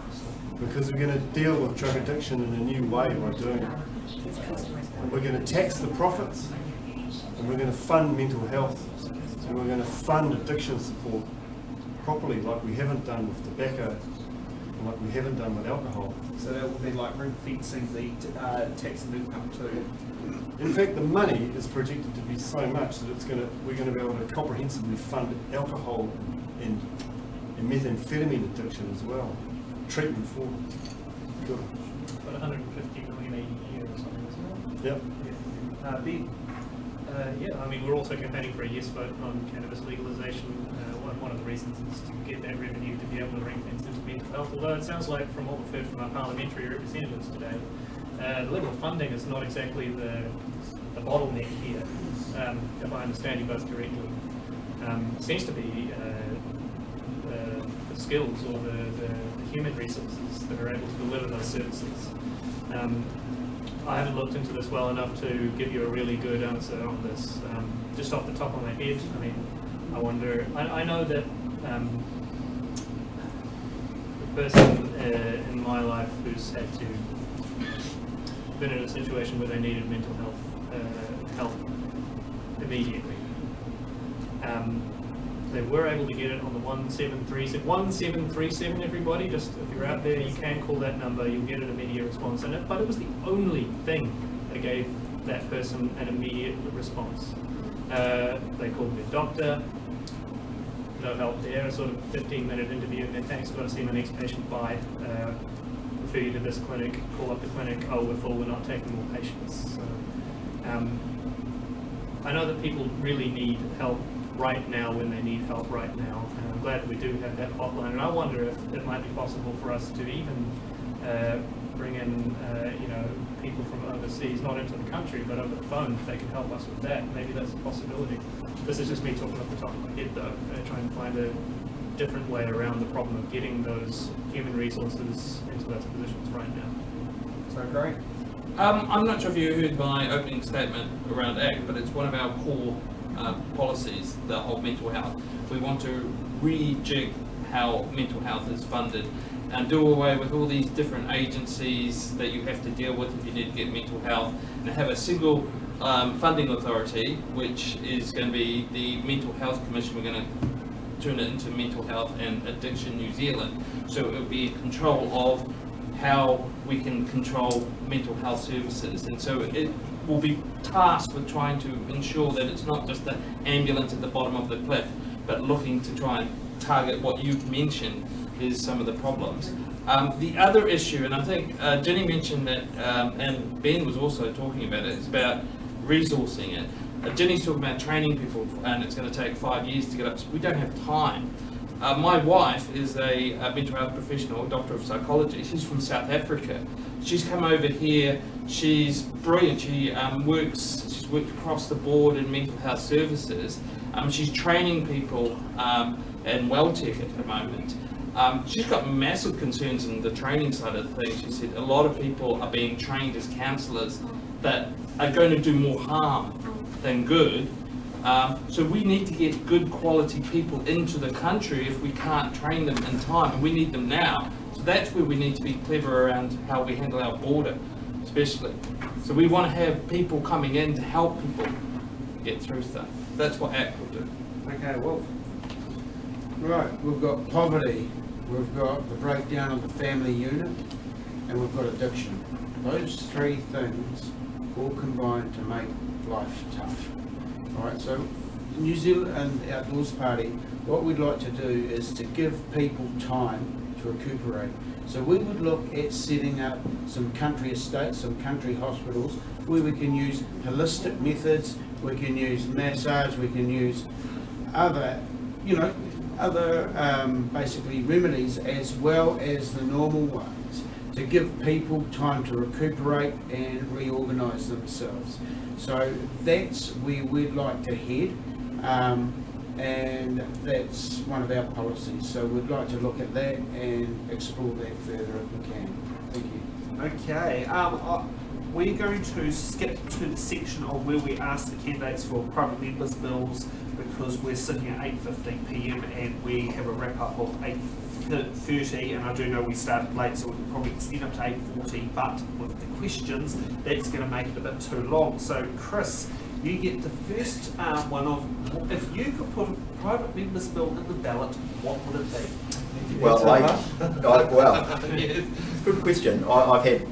I've been fortunate to have two members' bills pass, one around organ donation and one around censorship law, and I've got 3 in the ballot already. So I've kind of exhausted my ideas out at the moment. But look, I'm working on a couple more, but pie in the sky, I would just love to smash urban limits in our cities, push the outskirts of Auckland and Wellington out. Probably don't actually need legislation to do that, but it would be a blunt stick with doing that. We've got to go out at the edge of our cities, and we've also got to go up. And I think to be fair to the government, they recognise that now, and so do we, and we need to get on with it. Thank you. Okay, Paris.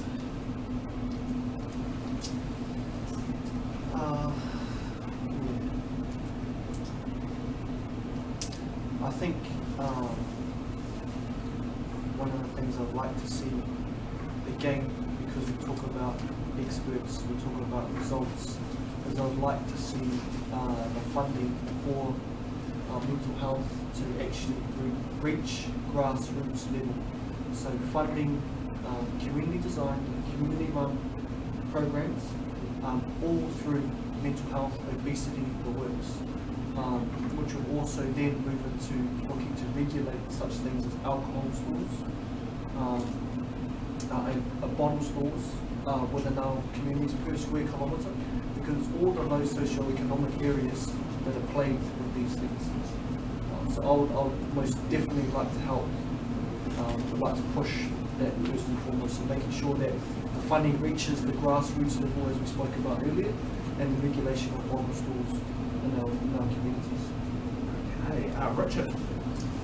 Yes, so I've got actually a couple of private members' bills up my sleeve. The first one will be to require government agencies not merely to put the principles of the Treaty of Waitangi into effect, but in fact to put the articles into effect. I'm talking about conservation, National Library, health. And secondly, we're going to amend the Holidays Act. I will amend the Holidays Act to require all people who are required by the employer to work on public holidays to receive triple time. Thank you. Okay, Ben. All right, I'm going to use this opportunity to give a shout out to the YSU, the Youth Services Union, who have been looking for somebody to sponsor their private members bill around getting mental health education into schools as part of the curriculum. So it's a little bit different from what Labor's been proposing and working on having the mental health care available in schools. It would also be teaching students in the secondary school level, I think it's targeted at. Resilience, coping mechanisms, the influence that mental health can have on them, and it's something that you would make sure that every single child has education in. And I think that would be a great way to make sure that people are set up to cope with those situations when they occur, even if it's not while they're at school. They'll have some memory of these kinds of skills later on, and they'll know who to contact if there's struggle as well, straight off the bat. Build into the school. I think it's a great initiative, and I encourage you all to have a look at the YSU. Cheers. Okay, Grae. It's going to be like I stole your idea. This is terrible. It's along the similar lines, but I've got 2 children on the autism spectrum. So I want to look at approaches around education to make education more flexible and responsive to people with on the spectrum or with special needs. So that's the area that I would like to put a private members bill on. I believe that you've got education at the moment, which is very good for 80% of the students, but there's that 20%, including children with special needs, that it should be far more flexible on, and I want to see that different approaches to education being pushed. And would you also consider possibly also for fetal alcohol spectrum, which is actually isn't quite as recognised as same as autism when it comes to disabilities? Definitely, I certainly think that the education system should be more responsive to those sort of areas. Okay, Roger. My private members bill would focus primarily on refugees, but also immigrants, and providing a greater service to support them in their assimilation into New Zealand, and helping them overcome many of the challenges that they face, even voting, for example, being able to apply for the funds that the government's made for businesses post-COVID-19. Many of these things these people really struggle with. So a service that supports them and helps them as they transition into a new way of life here in New Zealand. Okay, Wolf. Well, I've got 2 actually. I'd like to see 1080 gone from our environment.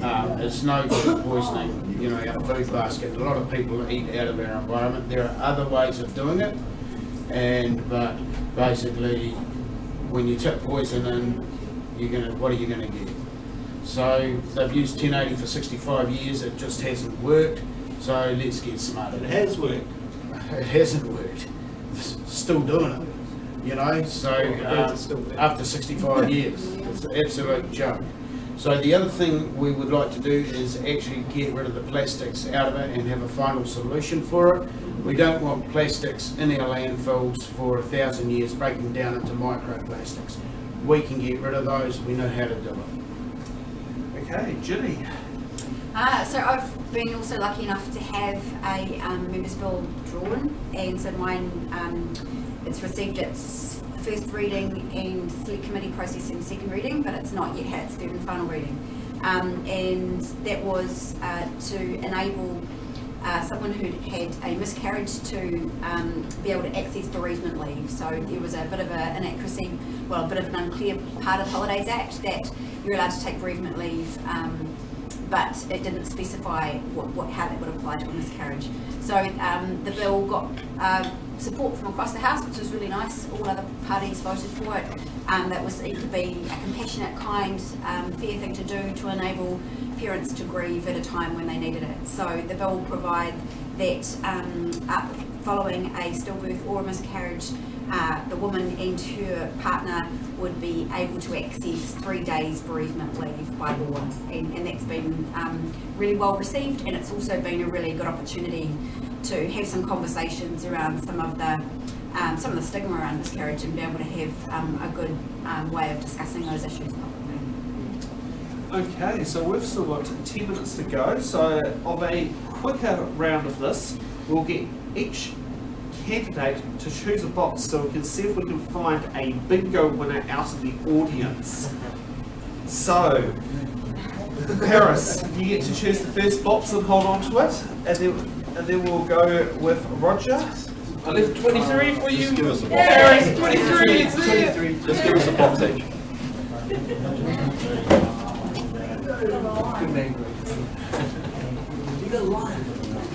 So what number are you hold on, Paris?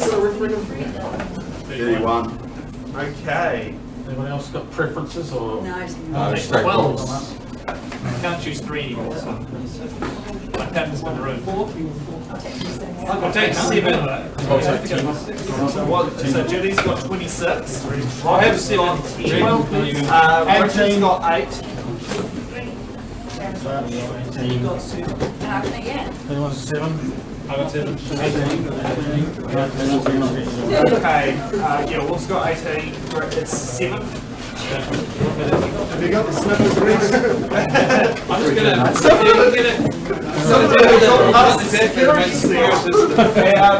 Ben's got 30. So just wanted to check out there, have we got a lucky bingo winner from this rapid fire of things out there? Somebody's got a line. Line what you're going for, right? No, the whole card. The whole card. There's Oh. 8 of them. There's eight of them to get from.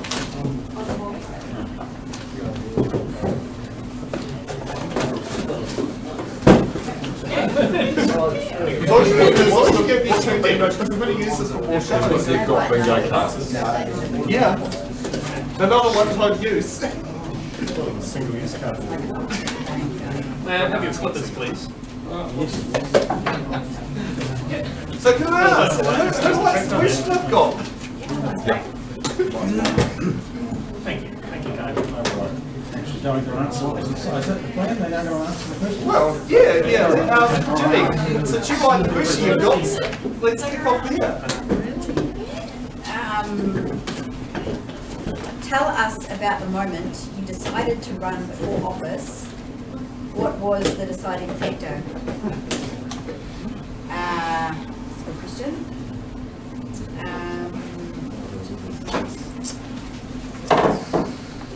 It's not really like one factor. There's a whole bunch of stuff that accumulates over time, which gives you enough motivation to do something like stand to be in Parliament.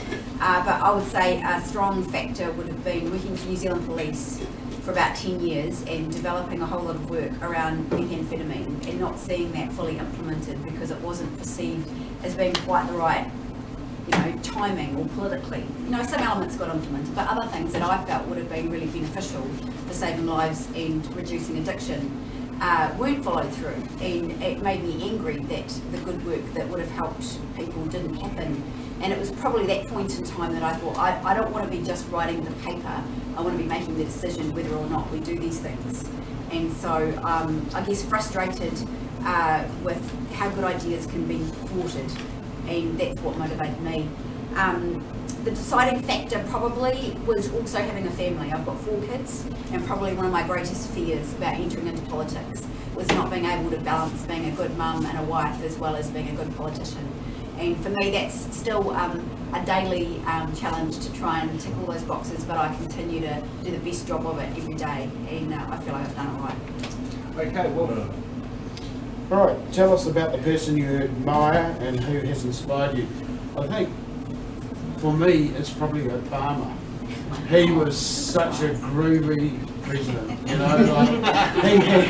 he had something about him, and basically, and he was intelligent, and it's a rare commodity in US politics today, I have to say that. That's who inspired me. Okay, Chris. So my question is, you've seen the taxpayer union ads on stuff funded by Creative New Zealand, blah blah blah. What's your view on government support of the arts? What's that? Was there a bit that you missed out there when you said blah blah blah? Yeah, well, okay. But you want me to read the whole thing? You've seen those taxpayer union ads on some of the stuff funded by Creative New Zealand, like almost $50,000 on an indigenised hypno soundscape. What's your view on government support of the arts? That's the question. We have arm's length funding arrangements for the arts in New Zealand. It's a very good reason why politicians don't decide what art gets funded, because they would end up funding crap art, because politicians are, interested in politics, and in the case of me and Grant Robertson, cricket, not really interested in, I don't know what an indigenised hypno soundscape is. I probably won't go to the exhibition for it, but people will, and actually you want arm's length funding decisions for arts organisations. You want artistic experts. I know quite a lot about this area because my sister is a quite acclaimed theatre director and producer. She would say the same thing as an artist herself. So I think some support of the arts is required by government. I think I'm a strong believer in markets, but I think there is a role for government in providing support for art that we want to see more of. In particular, I think there's a role for government in terms of supporting our own voices on our TV screens and on our radio. Strong support of New Zealand music. Most of the acts I listen to are Kiwi acts, so I think there is a role for government, and I think politicians should have not very much to do with it. Okay, great. I think it sounds kind of cool. I might go with that. What MP in the current Parliament do you most admire and why? And you're not allowed to choose party leader, which makes it difficult to pick anybody else in the party.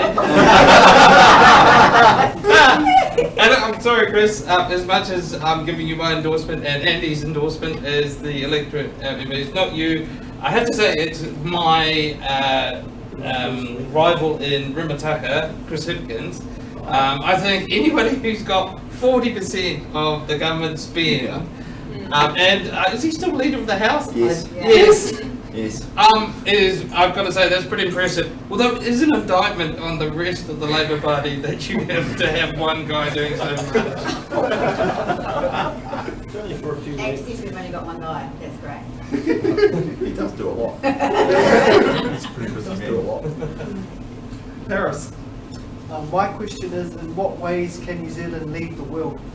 I think, with all of the negative statistics that we do lead in, I think we can turn things around and lead the world in the opposite direction. Suicide, poverty, homelessness. I think those are what we should be and what we are going to be working Okay. It's the night before the 2021 budget, and the Minister of Finance appears at the foot of your bed and offers to grant you one wish. Oh, jeez. What would it be? Am I? It's Grant Robertson. Or Paul Goldsmith. One wish. Well, if I was in charge of the budget, I would really like to see some action on the taxation of particularly empty houses, but taxation of wealth in general in New Zealand is very poorly done. We have some of the highest tax incidence on labour in this, by which I mean workers in this country, and some of the lowest tax incidence on wealth in this country compared to the OECD. And it is one of the things, one of the significant factors that has been driving the price of housing and the price of rent up in this country. So if I was in charge of the budget, I would want to look into changing the incentives that has people continually outbid each other on properties, that has people hold it.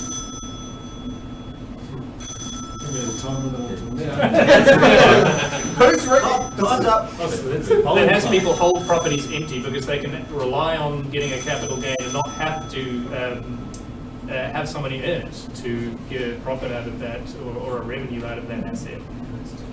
Roger. My question is, which of the two referenda do you hope will pass? And my answer is neither. Firstly, the cannabis, legalisation of cannabis. Given the mental health challenges this country faces, especially amongst our young people, to then tell them that it is okay to use cannabis, given the known side effects that it has, known implications it has on on people and on their brain. It doesn't make any sense to me whatsoever. So I'm opposed to that referendum. The second referendum, the end of life choice bill, is a particularly sensitive one, I know, and it's emotive. However, I don't believe that there's adequate protection in the proposed legislation to cover people from coercion, so to ensure that people aren't coerced into ending their lives. Secondly, we're saying that we want to reduce or rid this nation of suicide, and yet we're going to legalise assisted suicide, so there's a direct contradiction in those two things. And thirdly, there's no stand down period at all. Most countries have a stand down period of 9 or 14 days as a variety internationally, and the proposed policy doesn't have a stand down period. So on that basis, I'm opposing their referendum as well. And Richard. Oh, good everybody. So what's the one burning national issue you hope to contribute to as a backbencher, and how?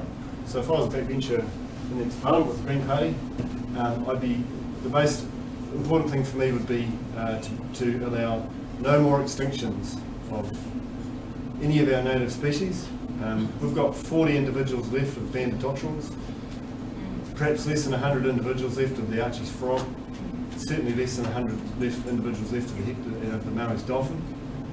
What's more important than seabed mining in the Taranaki Bight? What's more important than gold mining in Coromandel? What's more important than four-wheel drive access on our beaches is our native wildlife. So kia ora tātou, that'd be what I would act on. Okay, so let's sit there and call this our wrap up for the night. I'd like to thank Ginny, Chris, Harris, Roger, Richard, Ben, Grae and Wilf for coming tonight. And I'd also like to thank Rex for co-hosting and